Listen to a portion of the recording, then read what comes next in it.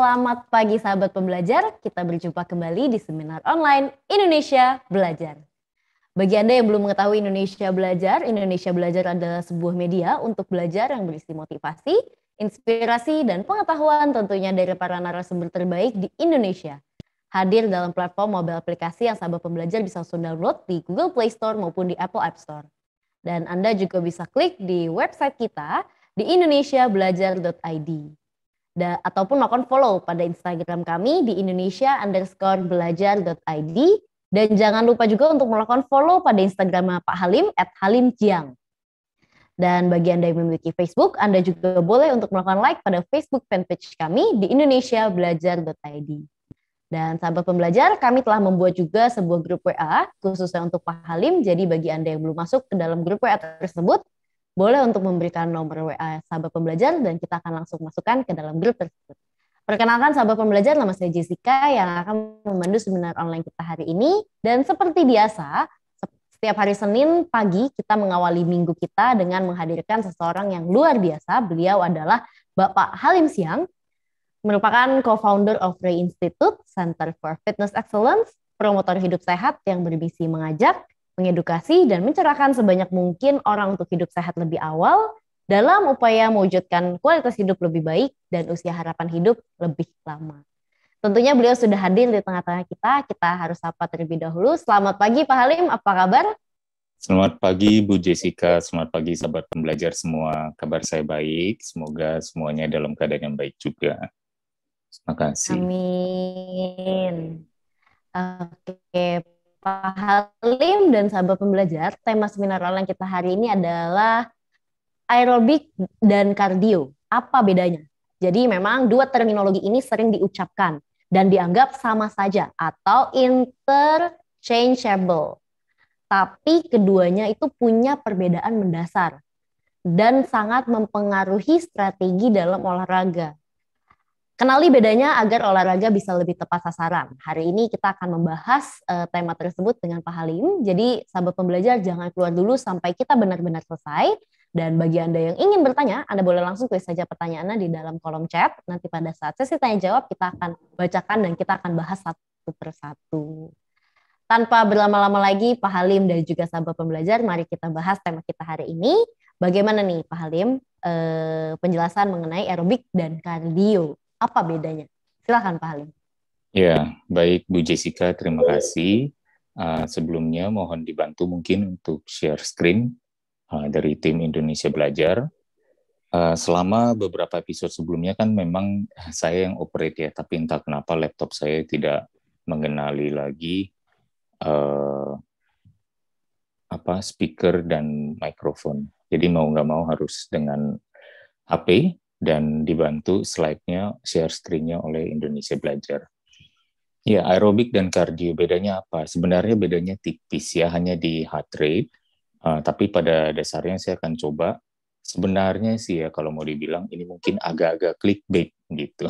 Clickbait dalam arti mungkin judulnya harus menarik, biar menarik orang untuk ingin tahu. Tapi sebenarnya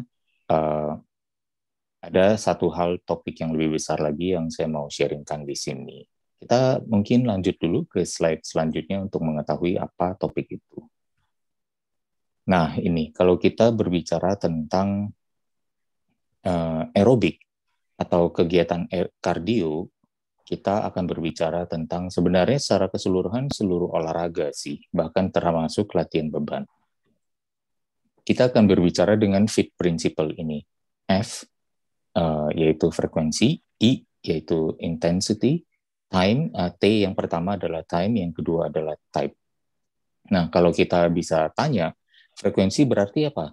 Sebagai seorang coach atau untuk diri kita sendiri, ya kita perlu tahu misalnya kalau frekuensi berarti saya mau aerobiknya atau kardionya itu berapa lama.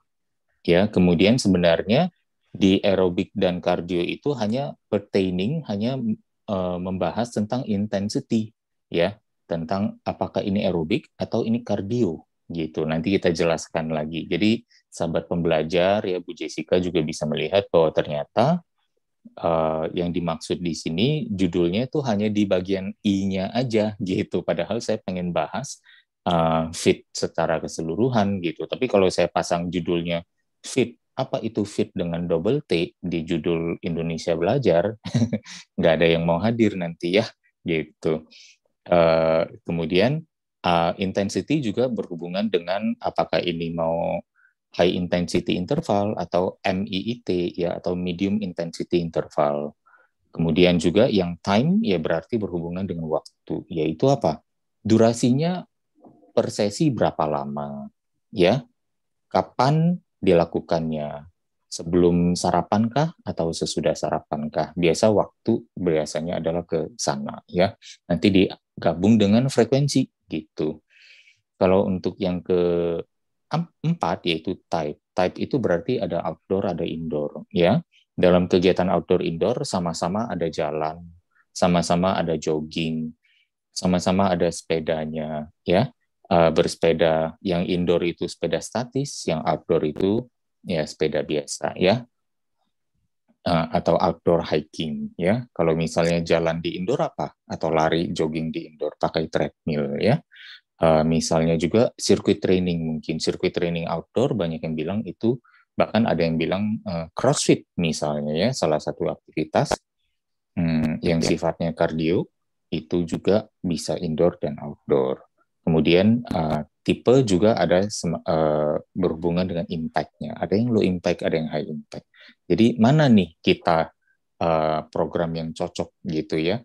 Kalau kita bilang apakah program latihan saya cocok dengan program latihan misalnya ya kakek saya, kan beda ya, beda umur, beda kemampuan dan lain sebagainya. Nah, berarti kita mesti tahu tuh perbedaan setiap individu. Ya, jadi nggak bisa kita bilang ya udah lakukan aerobik aja, ikut aja tuh kelas aerobik, ikut aja itu kelas ini ya, kelas ini dan itu kan ada spinning, ada body pump, ada lain sebagainya, kamu ikutin aja gitu. Bahkan yang paling sering saya temukan biasa terutama di ibu-ibu ya di pusat kebugaran, ikut sehari bisa 3 kelas. Yang pertama, kedua, ketiga diikutin semua ya, dan merasa bahwa udah ikut 3 kelas seminggu, saya datang sampai 3 kali, berarti 9 jam saya olahraga. Masa saya nggak kurus-kurus? Pasti kurus. Kalau saya udah 9 jam olahraga, nanti saya barengin lagi dengan pokoknya makan, saya pantang ini, pantang itu. Akhirnya badannya breakdown, akhirnya badannya jadi sakit, overtraining, salah strategi latihan. Padahal more is not always better, but better is better. Ya, kita lanjut lagi ke slide selanjutnya. Saya hampir aja men-type sesuatu, mengira saya mengontrol slide di sini. Ya, jadi ini di tabel di kiri adalah tentang intensity ya, bedanya aerobik dan kardio ya. Harusnya sebenarnya saya buat slide itu satu persatu ya munculnya. Saya kemarin kebetulan agak terlalu excited, saya jadi kurang lupa bikin itunya. Nah, yang pertama adalah kita mengetahui maksimum heart rate kita. Yang maksimum heart rate jurusnya lagi, formulanya adalah 220 dikurangi usia.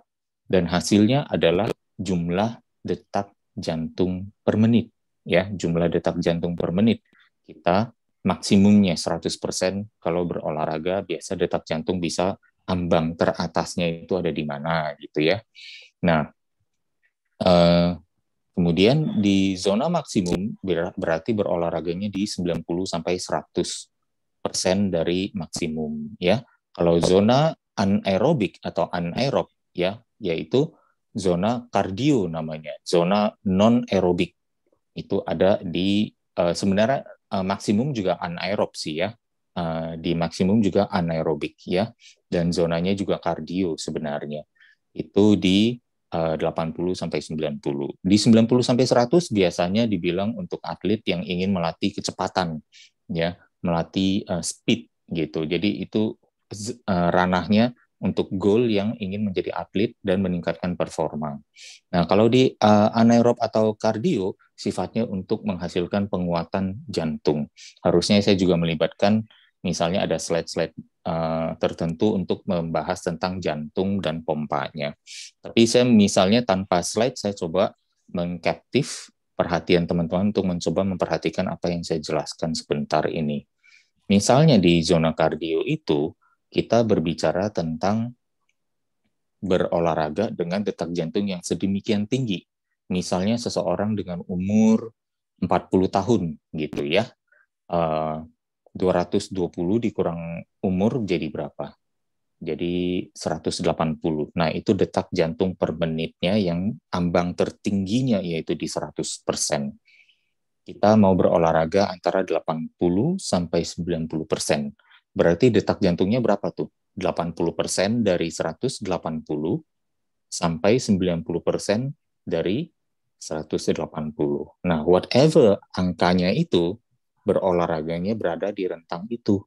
Nah, itu tentunya dengan output yang sedemikian mendekati maksimal, maka durasi olahraganya tidak bisa panjang, dia hanya bisa pendek gitu. Dengan durasi olahraga yang pendek, dengan intensitas yang tinggi, itu sifatnya kardio untuk memperkuat jantung. Nah, sekarang jantung. Bagaimana kita tahu kalau jantung kita semakin kuat? Nah, salah satunya adalah dengan mengetahui yang namanya RHR atau resting heart rate. Resting heart rate itu adalah jumlah detak jantung per menit saat kita beristirahat atau saat kita tidak memiliki kegiatan apapun. Biasanya diukur di saat misalnya baru bangun tidur atau setelah 10 menit duduk di sofa, ya. Itu adalah detak jantung per menit kita saat istirahat. Nah, setelah kita mendapatkan itu, angkanya berapa? Gitu.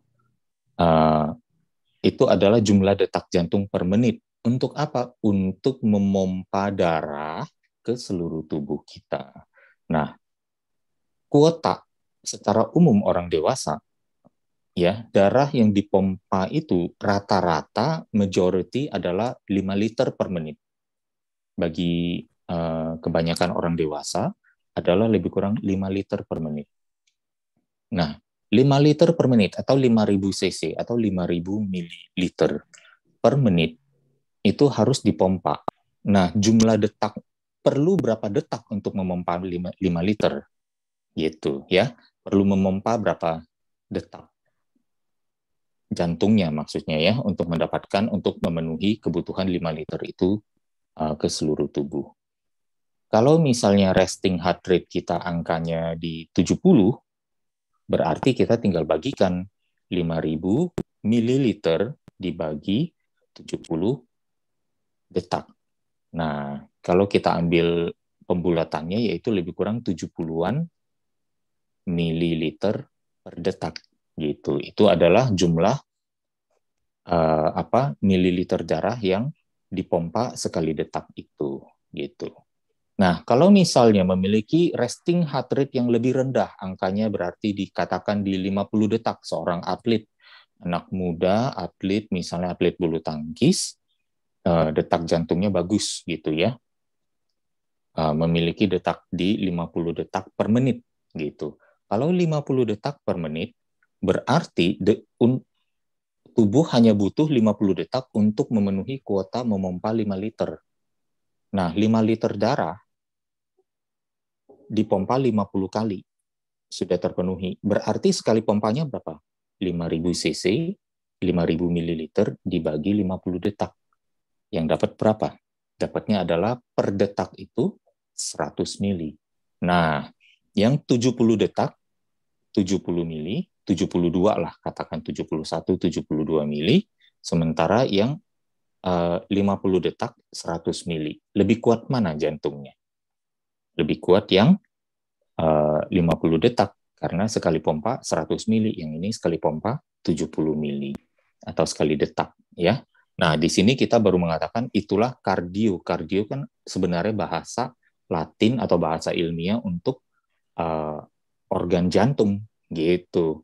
Jadi, jantung mana yang lebih kuat? Jantung yang detaknya lebih sedikit per menitnya. Dalam kondisi istirahat dan sehat ya, bukan dalam kondisi udah mau meninggal gitu ya. Gitu. Jadi 50 detak per menit itu akan lebih kuat. Nah, berolahraga dengan di zona anaerobik atau di zona kardio atau yang melakukan kegiatan kardio adalah yang definisinya detaknya 80% maksimum ke atas. Gitu. Nah, di saat itu goalnya adalah nanti waktu istirahat detak jantungnya bisa tambah rendah. Gitu ya. Itu adalah kunci untuk aktivitas kegiatan kardio, definisi dan bagaimana mencapai jantung yang lebih kuat. Di bawahnya adalah yang namanya zona aerobik, yaitu zona fat burning. Itu antara 60% dari maksimal sampai ke 80% dari maksimal, gitu ya. Kemudian yang di bawahnya lagi 50 sampai 60% itu adalah zona warm up atau warm down atau cooling down. Nah, kita bisa mengetahui ini, akhirnya jelas sudah bedanya antara aerobik dan kardio. Apakah aerobik bisa menurunkan resting heart rate? Who knows? Siapa tahu bisa gitu. Tetapi bagi menurut pendapat saya, karena setiap orang memiliki faktor risikonya masing-masing, memiliki variabilitas kondisi masing-masing dari umur, kadar lemak dan lain sebagainya, maka akan lebih aman melakukannya bertahap gitu. Kita tidak bisa mengatakan, oh ya, kalau orang obesitas, kadar lemaknya tinggi, katanya jantungnya harus dibikin sehat. Kalau jantungnya harus dibikin sehat, apakah dia harus berolahraga di cardio zone, di zona kardio yang 80% sampai 90% atau ke atas? Tentu tidak realistis, karena yang ada nanti kalau berolahraga di sana, jantungnya malah copot ya, atau misalnya memiliki risiko namanya fatality sesudah olahraga. Dan kita tidak menginginkan itu gitu. Berarti bagi seseorang yang obesitas memang memiliki misalnya gangguan jantung sebagai dampak dari memiliki lemak yang tinggi. Kalau memiliki lemak yang tinggi dampaknya adalah sakit jantung atau memiliki risiko terkena serangan jantung yang lebih tinggi, berarti bukan perbaiki di jantungnya, perbaiki di akar masalahnya, yaitu apa? First things first-nya adalah kadar lemak yang tinggi. Berarti dia memulai baiknya dari zona fat burning yang intensitasnya lebih rendah gitu. Jadi perbedaannya kalau di kardio intensitas tinggi, durasinya pendek. Kalau di aerobik intensitas rendah, durasinya panjang. Jadi membayangkan persegi panjang, kalau yang kardio itu adalah persegi panjangnya berdiri, ya vertikal. Kalau kardio adalah persegi panjang yang horizontal gitu ya. Nah, untuk aerobik tadi kardio yang berdiri, yang aerobik adalah yang horizontal.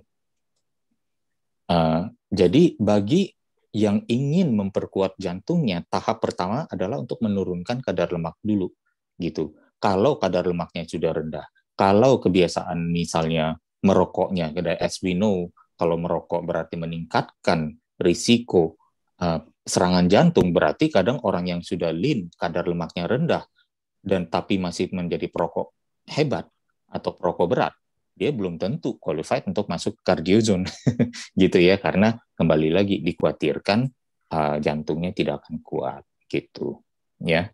Jadi kita perlu memperhatikan hal-hal seperti itu supaya apa? Exercise udah jadi fun tapi juga efektif dan safe gitu. Itu yang kita ingin dapatkan ya. Kemudian ada juga yang sifatnya high intensity interval ya, yang menggabungkan misalnya 80% ke 100 lalu ke 100, dari 100 ke 80 bolak-balik di zigzag. Itu yang namanya high intensity interval. Tetapi ada juga yang mengatakan high intensity interval itu bisa dari 60 sampai 100. Jadi rentangnya lebih tinggi lagi. Ya. Atau ada juga yang sifatnya medium intensity interval yang sifatnya di 60 sampai 80 tapi bolak-balik di sana terus gitu ya. Jadi kembali lagi biasanya yang lower bisa jadi safer dan lebih tepat untuk para pemula. Untuk para yang sudah advance tentu yang lower udah tidak begitu menarik gitu dan tidak perlu terlalu sering dilakukan. Jadi yang bisa dilakukan biasanya yang lebih sering adalah di bagian cardio zone atau high intensity intervalnya. Bagi yang sudah sehat, bagi yang kadar lemaknya sudah rendah, bagi yang sudah menghentikan kebiasaan merokok, dan bagi yang memang sudah terbiasa berolahraga.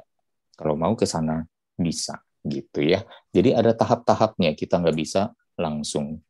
Next slide, please. Nah, untuk menentukan fit yang tepat, nah ini dia nih. Kita perlu melihat beberapa faktor di sini ya. Saya nggak kelihatan sendiri nih saya. Saya mesti maju ya untuk izin untuk melepas kacamata.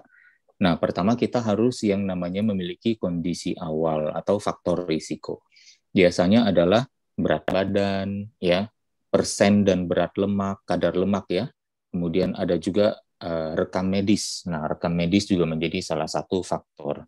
Ya, ada orang yang sudah mungkin memiliki rekam medis tertentu, dia mungkin pernah cedera, pernah melahirkannya melalui prosedur apa, gitu kan? Apakah dia memiliki prediabetes atau dia memiliki kondisi tertentu yang kita nggak tahu. Ya bahkan misalnya cedera-cedera tertentu, cedera di lutut, tapi malah diresepkan ya kalau di dalam fit, di type-nya malah dibilangnya apa? Outdoor aja dan jogging. Ya itu udah akhirnya nggak tepat kan gitu. Karena lututnya bermasalah. Jadi dia mungkin bisa berkardio dengan melakukan yang upper body cycling misalnya, yang bersepeda tapi dengan kayuhan lengan atau apa gitu. Nah, jadi perlu mengetahui yang namanya kondisi awal itu gitu ya. Kemudian juga kebutuhannya mau kemana.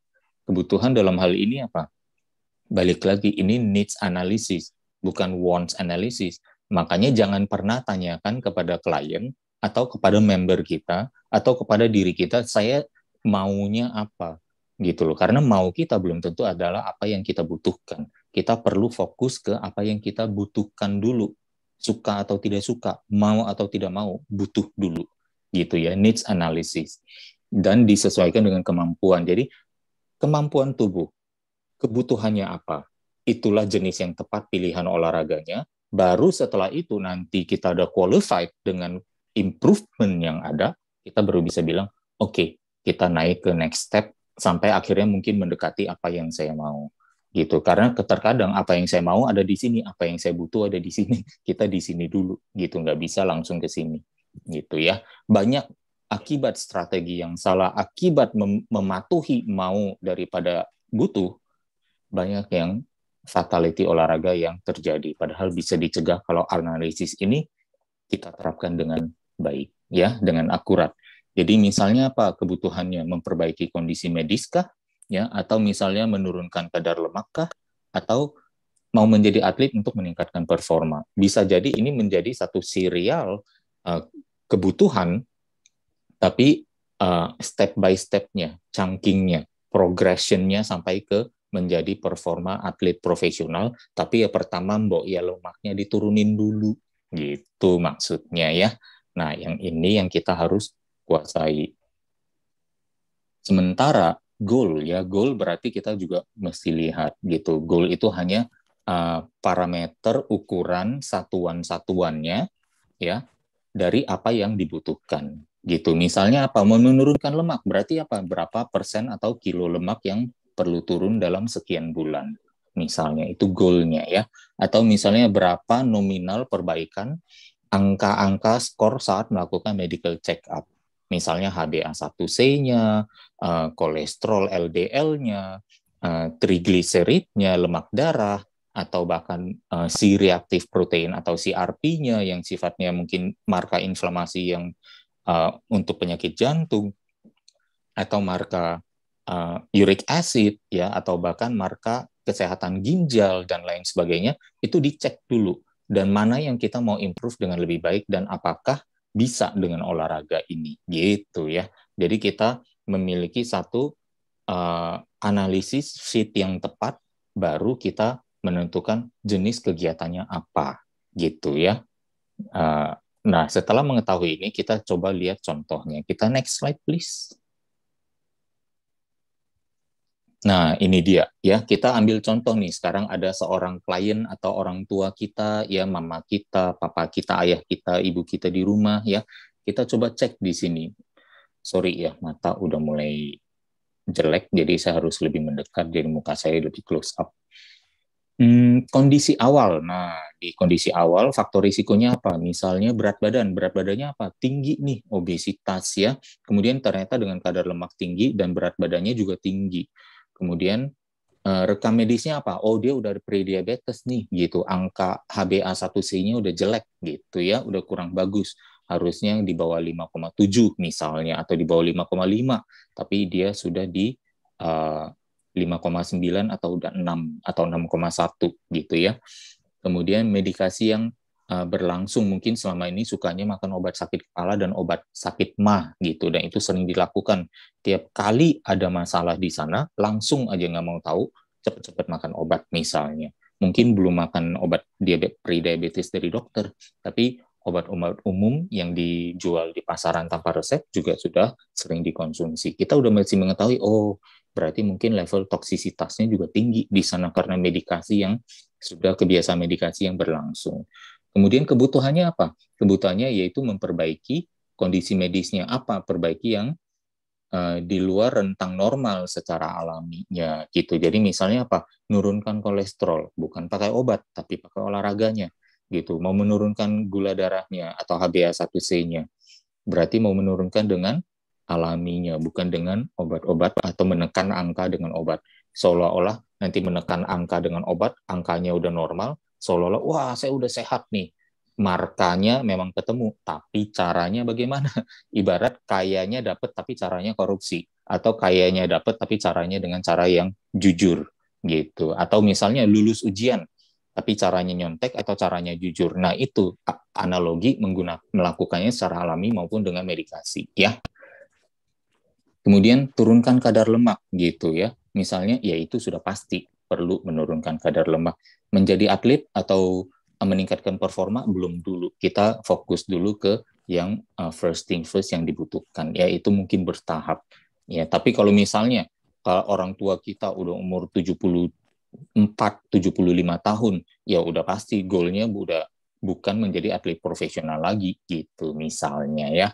Atau kemudian kita langsung ke goalnya ya, berarti persen atau kadar lemak yang mau diturunkan berapa, misalnya dalam 3 bulan atau 5 bulan. Oh, mau turunkan 5 kilo dulu ya, nanti bertahap, mungkin 3 bulan kedua penurunannya hanya menjadi 3 kilo ya, total udah 8 kilo dalam setengah tahun, lemak loh. Nah itu kan berarti udah signifikan lebih sehat misalnya.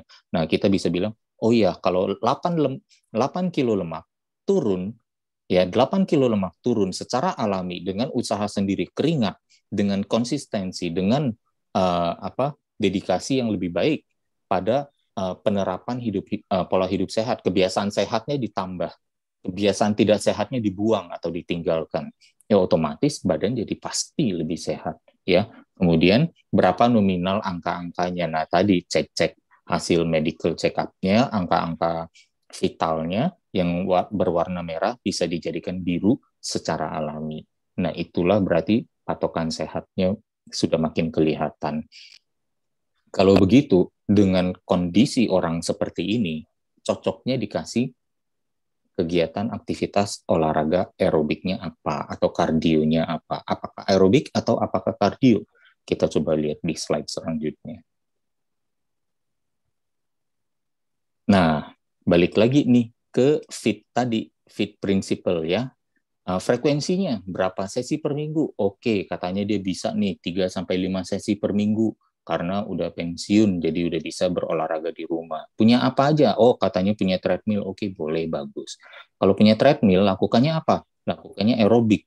Aerobiknya kalau bisa berapa? Karena dia tua, kondisinya tua, kadar lemaknya tinggi, masih tua dalam arti ini ya, bukan Coach Halim ngomongnya main umur nih gitu kan, jadi age shaming, bukan body shaming lagi, tapi seolah-olah age shaming, bukan, maksudnya angkanya sudah lanjut, usianya katakan sudah 70-75 tahun, bersyukur ya bisa berumur sepanjang itu, tapi ternyata overweight nih gitu ya, beratnya misalnya tingginya cuma 160, tapi beratnya udah di 78 gitu kan, udah mulai overweight nih gitu ya.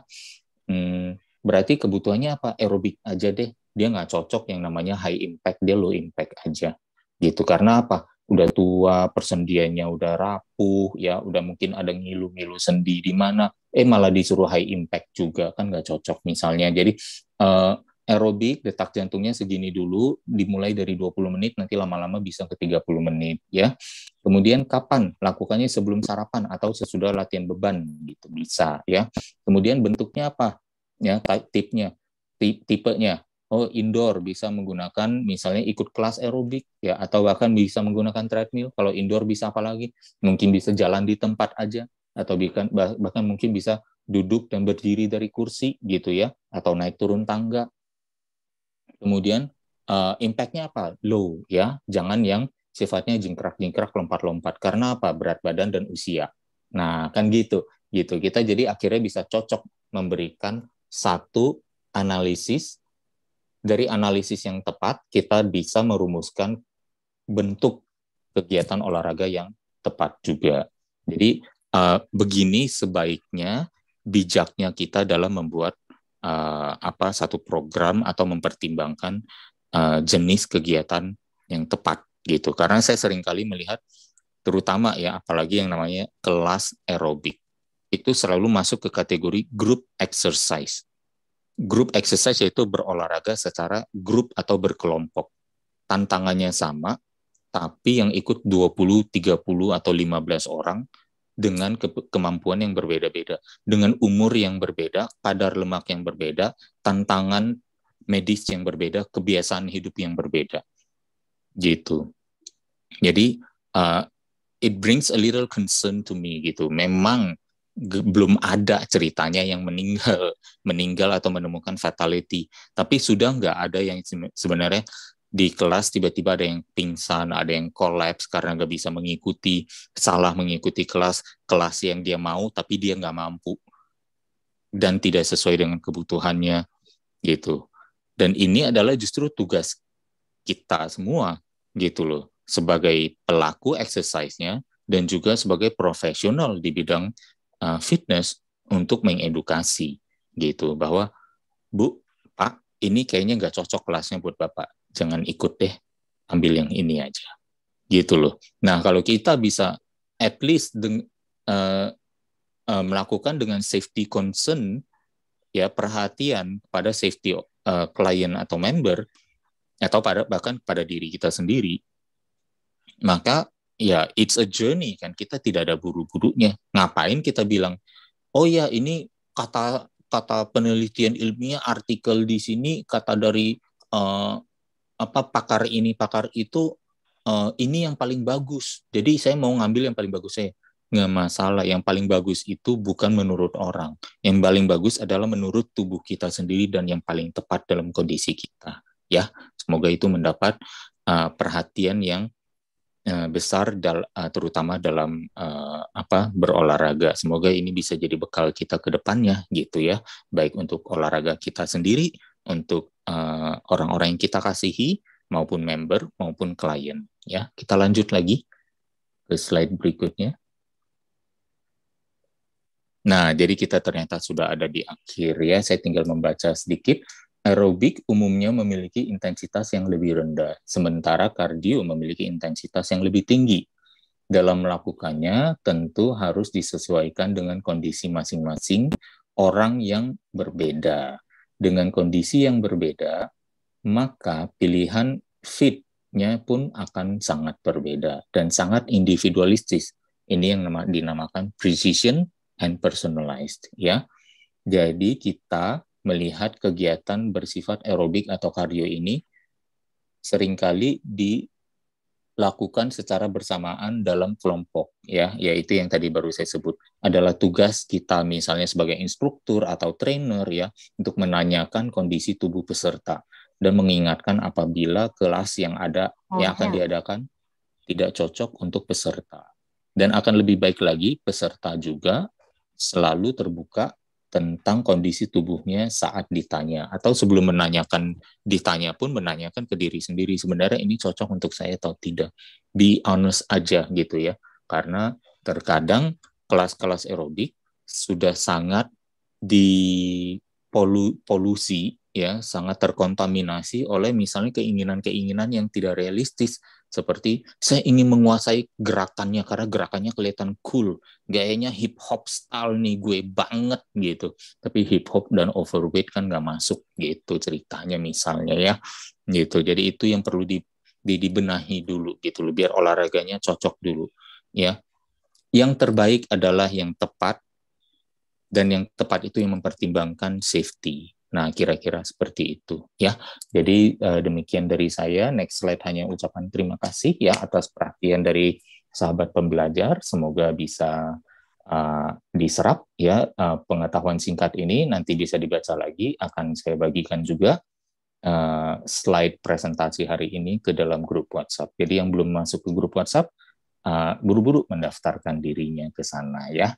Terima kasih atas perhatiannya. Mohon maaf sekali lagi apabila ada yang kurang berkenan. Saya kembalikan lagi ke Bu Jessica. Terima kasih. Siap, luar biasa sekali Pak Halim. Hari ini sangat amat menginspirasi kita semua di sini ya. Bagi sahabat pembelajar yang ingin bertanya, Anda boleh langsung tulis saja pertanyaannya di dalam kolom chat. Kita akan mulai sesi tanya jawab kita. Dan saya akan ingatkan juga kepada sahabat pembelajar untuk masuk ke dalam WA Group, karena seperti yang Pak Halim sampaikan bahwa nanti kita akan berikan materi kita hari ini ke dalam WA Group. Jadi jangan sampai tidak masuk ke dalam WA Group tersebut. Nah, ini sudah ada komentar ya dari Bapak Biondi. Jadi jawabannya adalah kemampuan tubuh kita sendiri. Siap, Coach. Nah, mungkin dari Pak Halim ingin berkomentar sedikit tentang komentar ini. Silahkan Pak Halim. Iya, makasih Pak Biondi. Jadi, ya, kemampuan tubuh sendiri yang perlu kita patuhi kan. Karena kita, ya ibarat orang kalau misalnya ke dokter makan obat aja, kan itu sesuai dengan kondisinya sendiri. Masa kalau dia nggak punya kondisinya, dia dikasih obat yang nggak sesuai, kan gitu. Nah, apalagi, dan Dokter Tanjung, sahabat kami di Ra Institute juga, rekan pengajar di Ra Institute, mengatakan juga bahwa exercise is the best medicine. Kalau the best medicine berarti juga apa? Dari penentuan porsinya, jenisnya, dosisnya, frekuensinya, ya itu perlu sesuai dengan masing-masing dong. Nah, semoga terjawab dengan slide hari ini dan jawaban tadi. Siap. Terima kasih Pak Halim, Pak Biondi. Apabila ada pertanyaan, boleh langsung tulis saja di kolom chat. Kita akan langsung lanjut lagi ke pertanyaan berikutnya dari Bapak Indra. Saya akan bacakan satu. Untuk mengukur heart rate dengan menggunakan smartwatch, baiknya saat sedang berlari atau diam sejenak, Pak Halim? Oh ya, baik. Makasih. Ini dengan Pak Indra ya. Ya, bagus sekali. Dari tadi kita berbicara tentang heart rate, tapi kita nggak bicara tentang bagaimana mengukurnya. Mengukurnya yaitu memang yang sekarang beruntung sekali kita hidup di zaman sekarang, ya. Kita mengukur bisa dengan smartwatch ya. Dulu hanya terbatas, selama belasan tahun hanya terbatas pada sensor yang ada di treadmill. Jadi bagi orang yang nggak punya treadmill, nggak bisa beli treadmill, nggak punya akses ke treadmill, ya udah gagal total ya. Atau kadang dulu makanya dibilang mengukur heart rate, kalau yang nggak punya akses ke treadmill mesti berhenti dulu, kemudian melihat jam tangan 10 detik, dihitung berapa detaknya. Setelah itu, atau detak per 6 detik ya, per 6 detiknya berapa, kemudian hasilnya baru dikalikan 10 gitu ya. Itu untuk cara zaman dulu. Kalau zaman sekarang udah ada heart rate, pakai smartwatch ya pakai smartwatch. Untuk mengukurnya dua-duanya ya, sedang berlari atau berolahraga bisa tahu. Jadi kita exercise heart rate kita di berapa, kemudian waktu kita diam atau waktu kita beristirahat kita berapa juga. Dan kita tahu kondisi kita hanya dengan mengetahui itu. Pemakaian masker saat berolahraga, kalau saya jogging di jalanan, apakah berpengaruh terhadap heart rate? Nah, sekarang ini dia gitu loh. Kalau mau meningkatkan heart rate dengan masker, saya rasa itu bukan cara yang bijak ya. Kontroversinya masih ada, banyak sekali pakar yang mendukung pemakaian masker, mengatakan, oh masker tidak masalah kalau dipakai saat olahraga. Tapi pakar yang menganjurkan atau bilang kayak begitu, saya ajak untuk olahraga pakai masker coba ya, biar tahu diri dulu ya, biar tahu kondisinya baru ngomong gitu loh ya. sorry to say gitu. Kadang banyak yang bilang begitu, oh nggak masalah, tapi ternyata apa, dia nggak pernah olahraga pakai masker gitu, duduk pakai masker aja ngap gitu. Tapi balik lagi ya, jadi buat saya kembali lagi ini adalah aktivitas olahraga, mainly adalah cardiorespiratory juga ya. Jadi kita harus bernafas, volume oksigen yang masuk dan keluar juga menjadi lebih tinggi ya, sehingga saya rasa it's not a good idea gitu loh untuk menghambat itu gitu. Apalagi kalau misalnya terkadang kita lari tanpa menyadari kita udah masuk area non aerobik, anaerob. Nah, udah anaerob, kitanya udah sebenarnya tidak menggunakan oksigen sebagai elemen pembakaran. Udah nggak pakai oksigen, asupan oksigennya sedikit gitu. Dan di saat yang sama juga melakukan kegiatan aerobik yang seharusnya asupan oksigennya banyak, itu malah terhambat. Orang bilang nggak terhambat, coba aja sendiri. Karena apa? Hembusan nafas kita, ya, hembusan nafas kita mengandung apa? Karbon dioksida, dan itu terserap balik nggak? Apakah itu seluruhnya sudah lepas dari dalam kerangkeng masker waktu kita menghirup kembali? Gitu. Otomatis logikanya persentase karbon dioksida yang kita lepas itu kalau masih terkungkung di dalam sebagian dan kita hirup balik lagi, kualitas oksigen yang masuk ke dalam tubuh kita seperti apa? Lebih bagus apa lebih jelek? Meskipun kita bisa withstand, just because we can withstand it, hanya karena kita mampu, bukan berarti kita harus ke sana, bukan berarti kita harus berolahraga bahkan di sana. Ya, ini halnya juga sama dengan misalnya, oh ya, bagaimana dengan kegiatan-kegiatan high impact? Saya bisa loh melakukannya. Bukan nggak selalu hal yang kita bisa lakukan, kita perlu lakukan. Ya, kalaupun kita lakukan, bukan berarti kita harus melakukan terus-menerus. Think about it aja, kira-kira seperti itu. Ya, jadi saya rasa menggunakan additional hal-hal yang kira-kira yang berhubungan dengan pernafasan gitu. Ibarat coba aja saya bilang bawa sepeda statis masuk ke ruang sauna, karena ruang sauna nggak ada ventilasi, hampir sama tuh kayak pakai masker terus bersepedalah di sana gitu dengan dalam ruang sauna. Itu hampir sama dengan berolahraga dengan memakai masker gitu. Apalagi nanti kebetulan maskernya kurang tepat lagi, yang ternyata sangat rapat gitu ya. Itu yang akhirnya harus dipertimbangkan. Ya berbeda kalau misalnya orang pakai masker, misalnya pakai sepeda motor, motornya yang bergerak kan, gitu loh, pakai motor, kendaraan misalnya motor roda 2, kendaraan roda 2. Nah, kendaraan roda 2 lain adalah dengan bersepeda.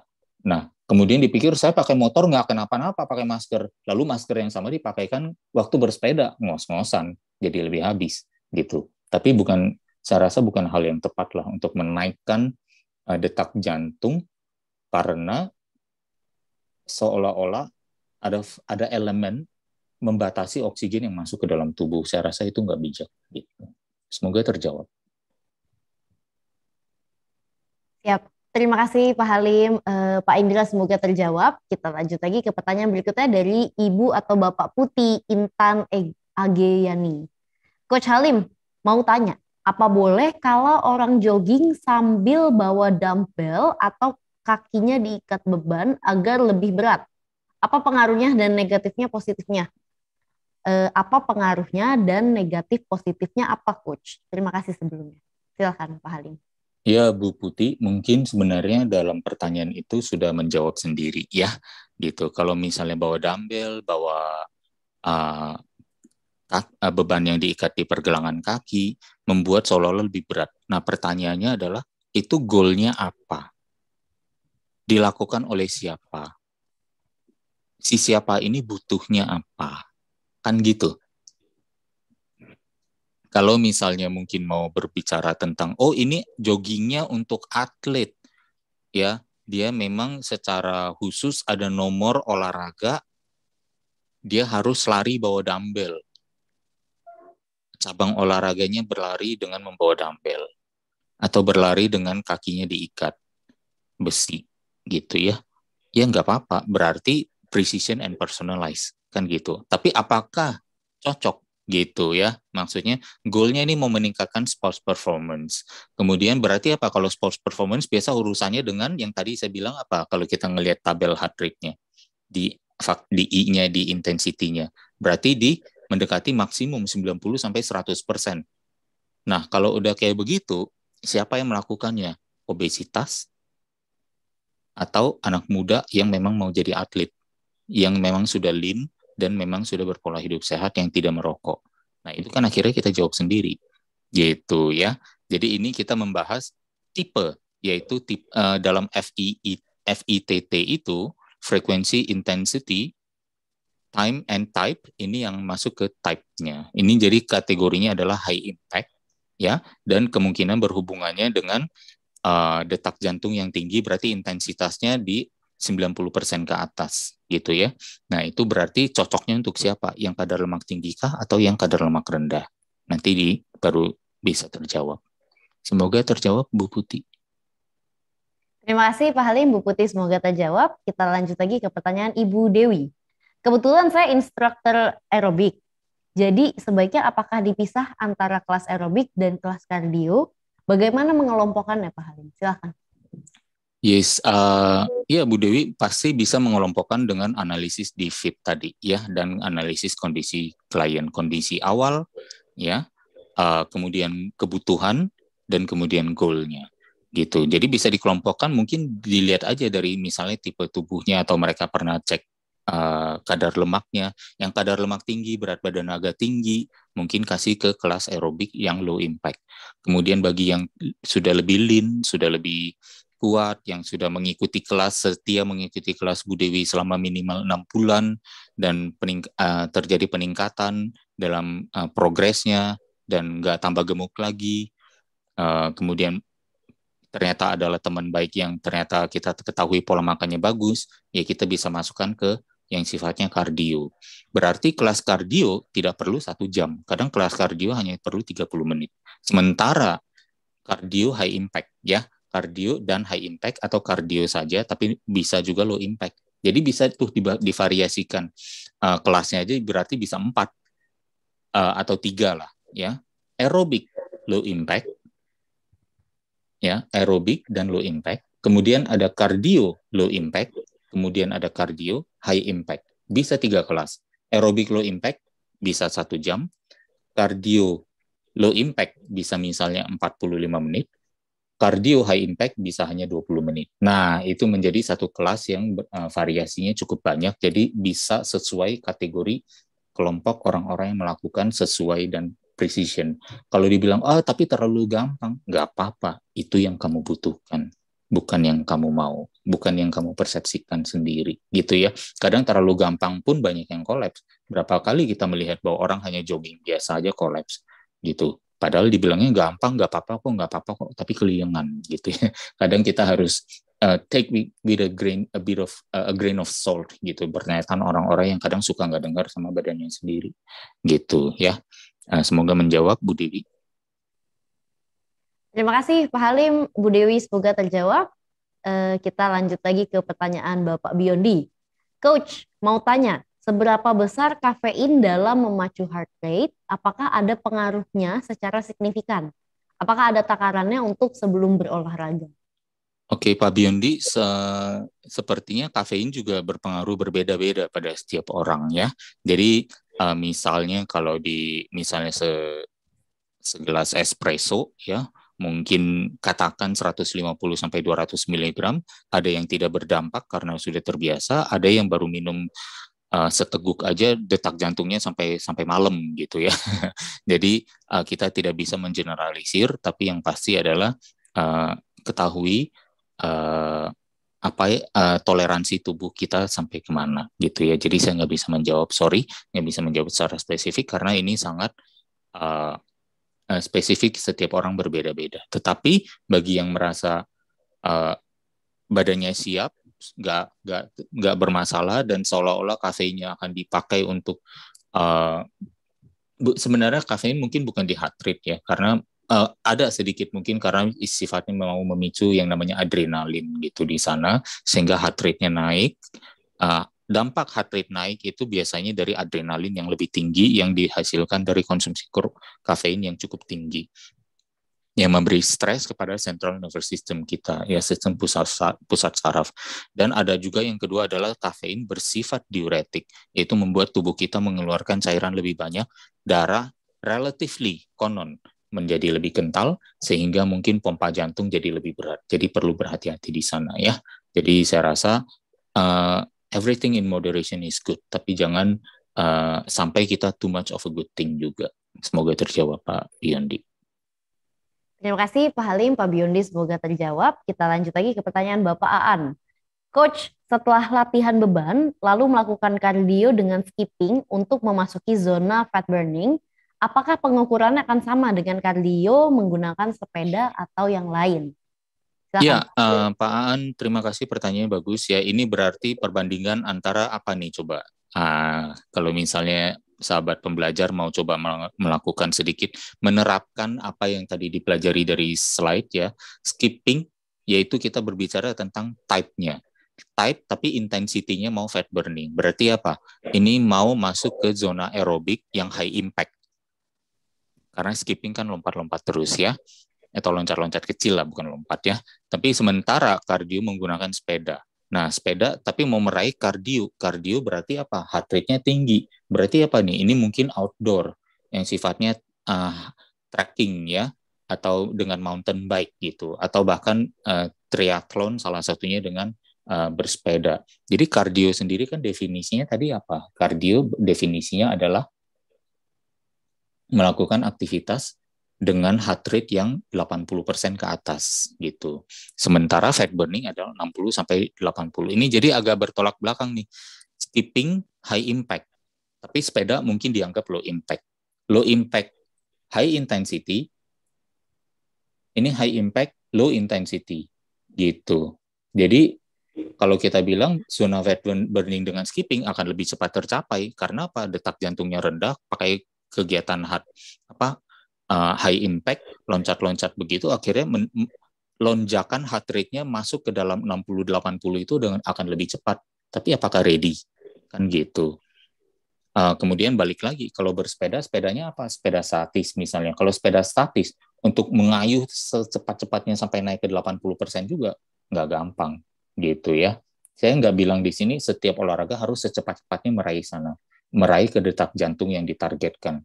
Untuk ke 60% di zona aerobik, 60-80% atau 80% ke atas. Take your time.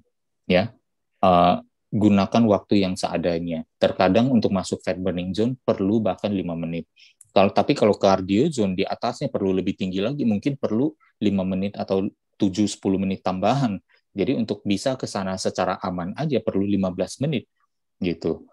Nah, itu aja terkadang detak 15 menit kalau kita mau masuk zona kardio sudah sedemikian tinggi, kegiatan latihannya mungkin nggak perlu lebih dari 20 menit juga, baru nyampe di atas udah turun lagi, kan udah begitu.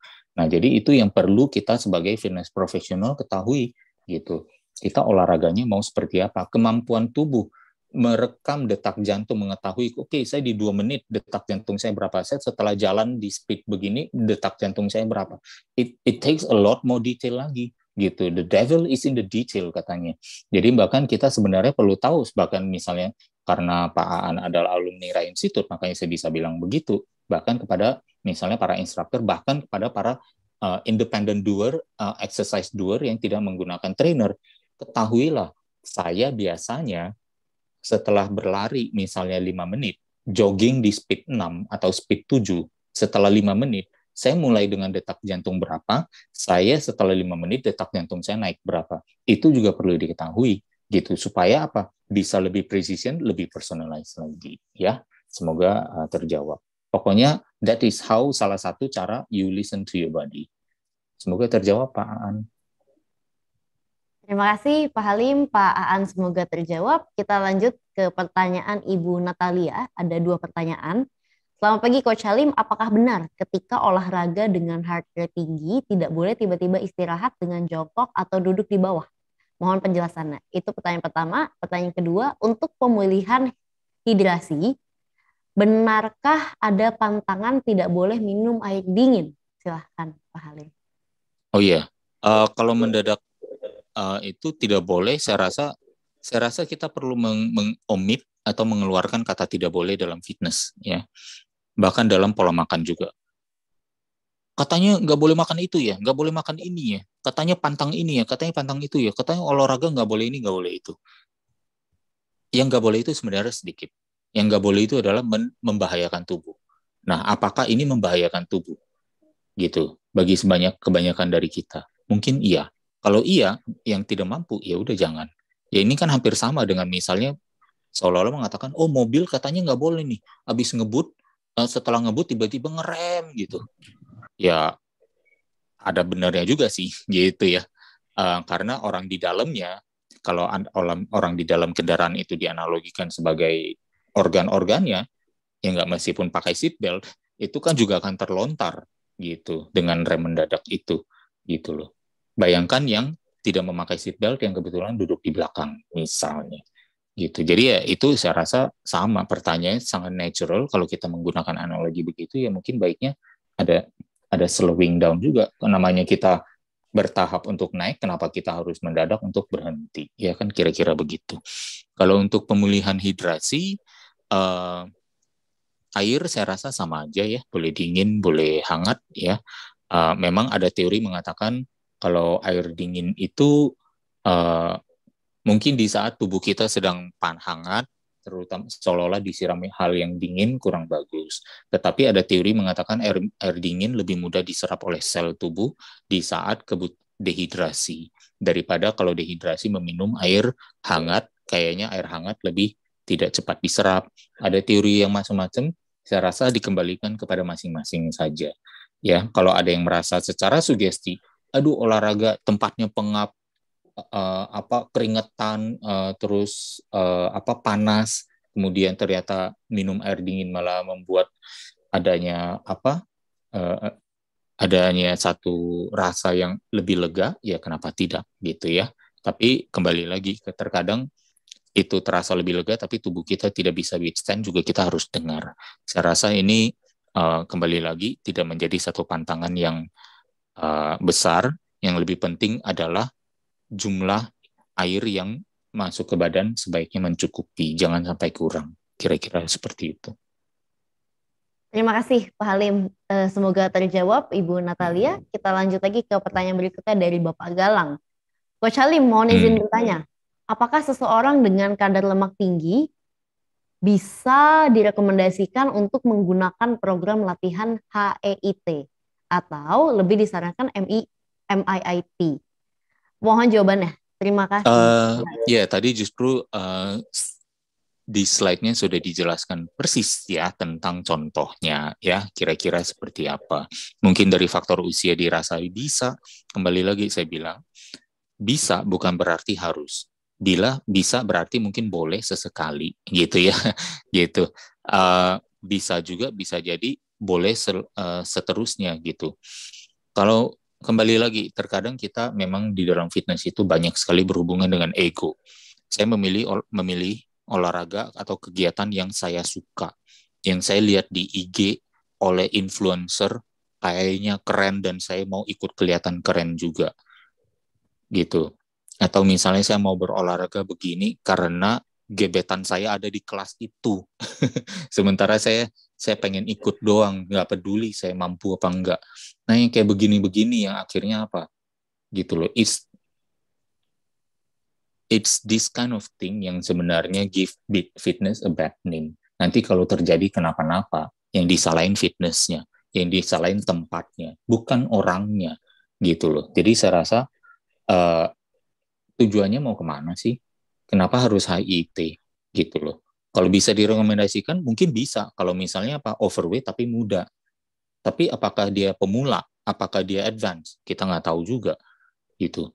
Dan banyak, tadi aja saya baru ngeliat lagi, ada misalnya mungkin ex breakdancer dulunya waktu masih muda, setelah 10 tahun dia nambah 25 kilo, perutnya sudah melebar kemana-mana, tapi dia masih bisa putar-putar kayak seorang pemain breakdance, dan dia rasa tubuhnya bisa, gitu. Apakah dia akan setiap hari melakukannya? Saya rasa dia juga tahu diri, gitu. Jadi akhirnya harus tahu kepada kondisi masing-masing. Saya sih, kalau saya bisa merekomendasikan pun, saya tidak akan secara pribadi untuk memberinya ke sana. buat saya safety is everything gitu loh. Ya, ini tentang risk management. Ya, risiko akan selalu ada di olahraga, kita keluar rumah, berkendara, semuanya ada risikonya. Ya, memilih untuk menggunakan speed yang berapa di kendaraan kita, semua ada risikonya. Tetapi ini bukan tentang gak boleh ke sini atau ke sana, tapi tentang seberapa besar risiko yang ingin kita manage atau kita kendalikan untuk kita redam gitu. Saya rasa ya better safe than sorry aja, kira-kira seperti itu. Terima kasih Pak Halim. Semoga terjawab Bapak Galang. Kita lanjut lagi ke pertanyaan Ibu Dewi Hera. Cardio low impact dan cardio high impact apakah bisa digabung dalam kelas 1 jam, Coach? Karena dalam aerobik dan cardio itu menggunakan musik sebagai mediator. Apakah pilihan musik memberikan pengaruh terhadap tujuan latihan aerobik dan cardio tersebut, Coach? Silakan. Ya, kalau cardio low impact dan cardio high impact bisa digabung dalam satu kelas atau bisa untuk khusus misalnya cardio high impact saja. Tapi sebenarnya 1 jam pun saya rasa kelamaan ya, karena high impact itu sebenarnya definisinya adalah selalu waktunya singkat. Jadi saya nggak bisa membayangkan bagaimana kegiatan yang panjang dan singkat digabung dalam 1 jam. Jadi kayaknya agak membingungkan tuh di sini pertanyaannya. Tapi kalau mau dibilang for the sake of ada kelas yang ramai sampai 1 jam, ya mungkin boleh aja.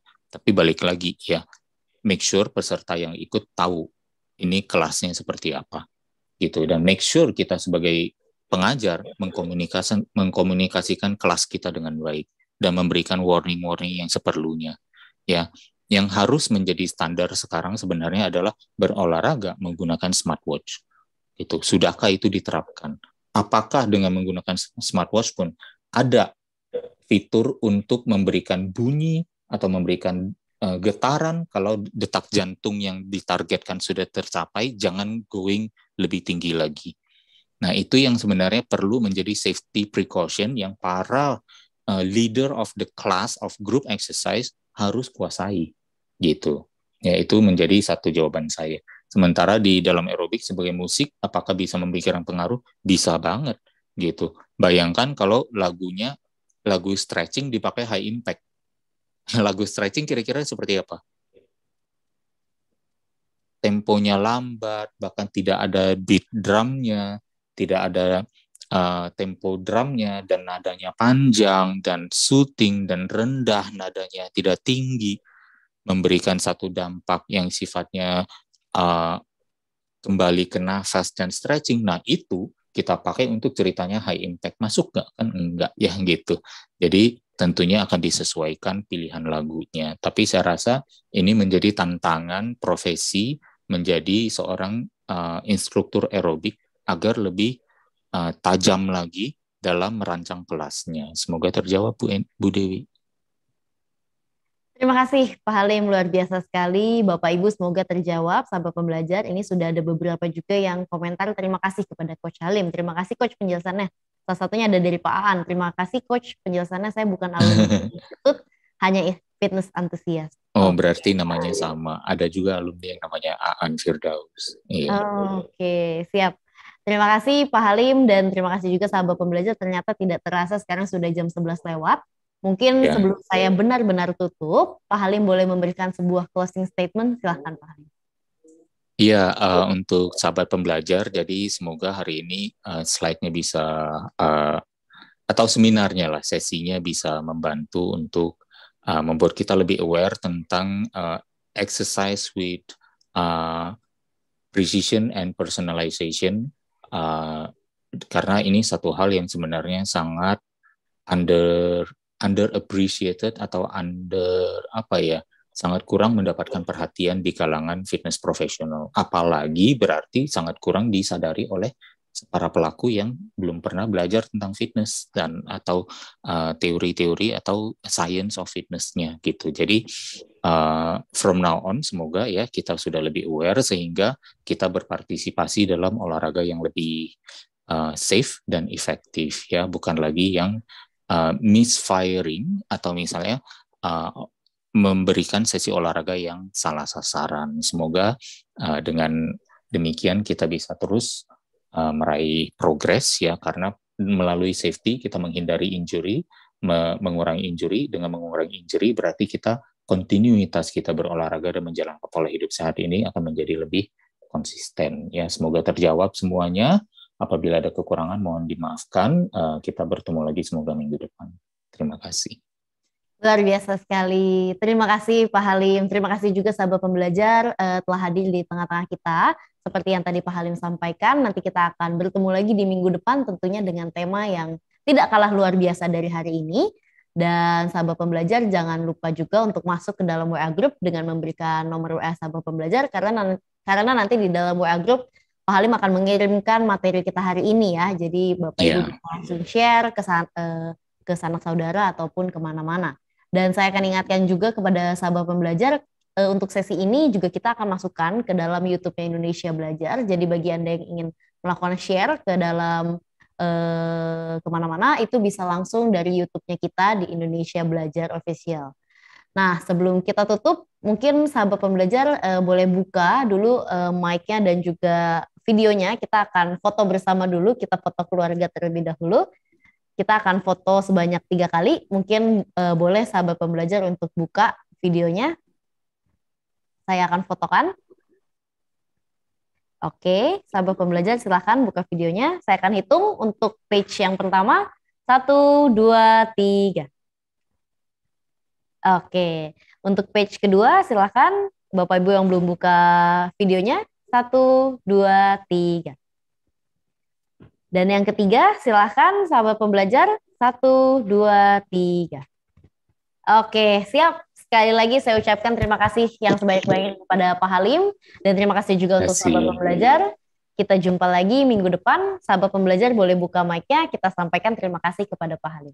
Terima kasih. Kami mohon undur diri. Terima kasih semuanya. Terima kasih. Terima kasih, Coach. Yeah. Sampai jumpa. Have a great week ahead ya. Stay safe. Terima kasih. Thank you.